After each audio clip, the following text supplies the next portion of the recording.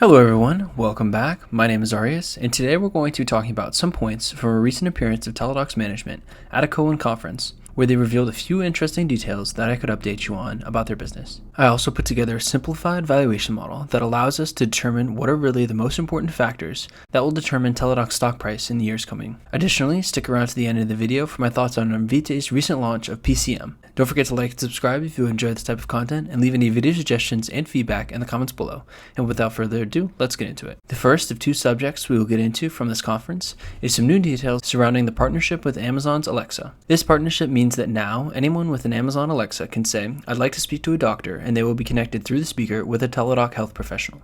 TDOC takes care of checking the individual's insurance and discerning if they are eligible to pay a copay or the full $75 fee. The amount of the fee in and of itself is an interesting tidbit. I remember listening to an old Jason Gorvick interview where he said that the standard fee was about $40. 25 of which went to the physician. That interview must have been from about 2018 or so. It is, if nothing, interesting to see that their prices climb so quickly, and I think it only shows the value consumers assign to their service. Back to the Amazon partnership, they talked a bit about why Amazon chose TDOC. Jason Amala said that Amazon's choices were few due to the requirements of massive scale, so that they could have sufficient doctors available to have acceptable wait times, and geographic diversity, so that Amazon didn't have to partner with multiple different companies for different geographies. This made TDOC the obvious choice. Another interesting detail is that there's no revenue sharing with Amazon, meaning this is just pure upside for TDOC. It increases their distribution channels and will help decrease their customer acquisition costs, as anyone with an Alexa can organically start using TDOC services without even really noticing it. With all that being said, while this is absolutely a positive development, I don't see it as a game changer for TDOC.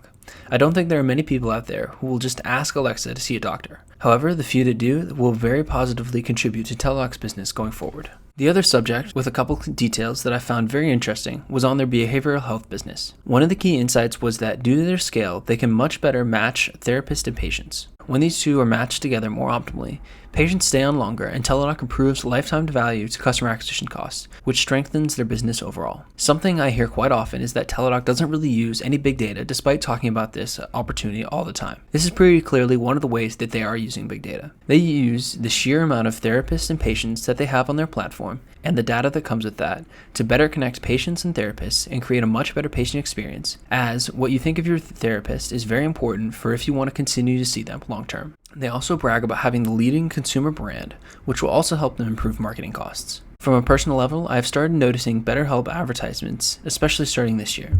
But without a doubt, the most interesting portion of this segment was when they shared that they are not seeing any wage inflation for the therapists. This was shocking to me. For one, as we all know, inflation in general has been rampant, so it would make sense that this would carry over to wages here. I have two family members who are therapists. They both say inbound interest is so great they can nearly keep up with it. Not only that, but they are having trouble remembering all of the people to call back and recommend somebody else. When demand is that high for something, it stands to reason that people would start charging and expecting more, which is why I'm astounded to hear of the lack of wage inflation thus far. Another interesting factor that may be contributing to this is they mentioned they're being seen as somewhat of a refuge for those who are burned out working in person, which I had never thought about before, but makes sense as TDOC could be done from a home office on your own schedule without all of the stress and overhead of running a private practice. To wrap it up on my strength complete, this is the segment of the business that management expects to grow the fastest in the coming years. They have a tremendous opportunity here, both financially and to do good in the world, and are in a great position to take full advantage of it. Before we get into Invitae's big news, I put together a simplified 10-year out model for TDOC. Let's take a look. I assume they grow at what I consider to be very achievable 20% per year rate over the next decade off their guided $2.6 billion base in 2022. That would imply 2032 revenue of a little over $16 billion. If they can achieve margins of 25% by then, which I think is reasonable, and could be as high as 30%, that would give them a profit of about $4 billion in 2032. If we give a 25 price earnings multiple, which is reasonable for now, but could end up being much too low or too high depending on market sentiment at the time, that would imply a massive $100 billion valuation, which would be up nearly 10 times from today's levels and implies a 25% compound annual growth rate. This is the simplified Dave Lee style model that I'm currently working with to value TDOC stock. However, at the end of the day, I own this company because I think healthcare is extremely flawed in America, and I think TDOC is providing valuable solutions that start to remedy some of these flaws by making healthcare more available and affordable for Americans using technology, in addition to improving outcomes, especially using Primary 360 and Livongo's chronic care. While it's easy to get caught up in the numbers, this is what investing is truly about. Does a company provide a product or service that is meaningfully useful? I think the answer to this question is a clear yes for Teladoc, and this is the true reason I am invested. Finally, for today, Invitae just launched what I think will be an absolute game-changing product for their company,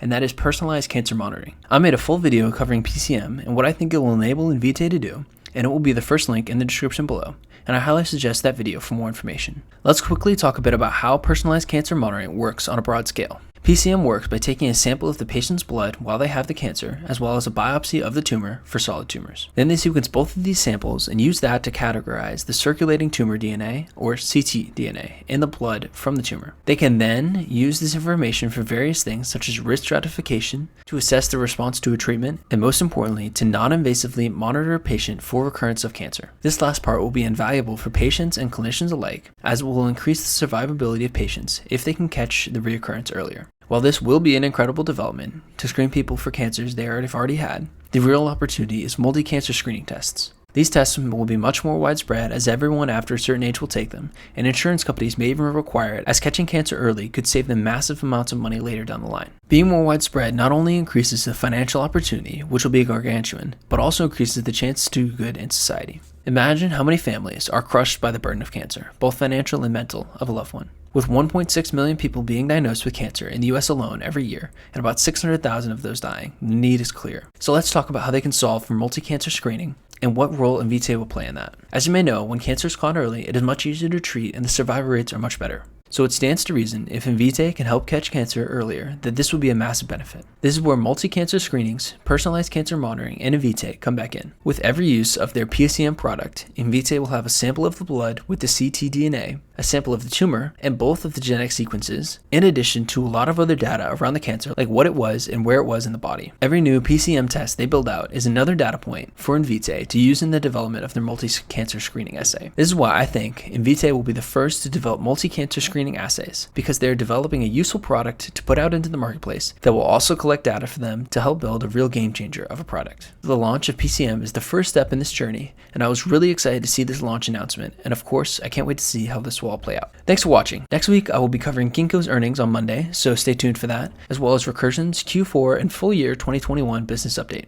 If there's anything else you'd like to see in here, or if you have any feedback from this video, I'd love to hear it. Thanks again for watching, and have a great rest of your day.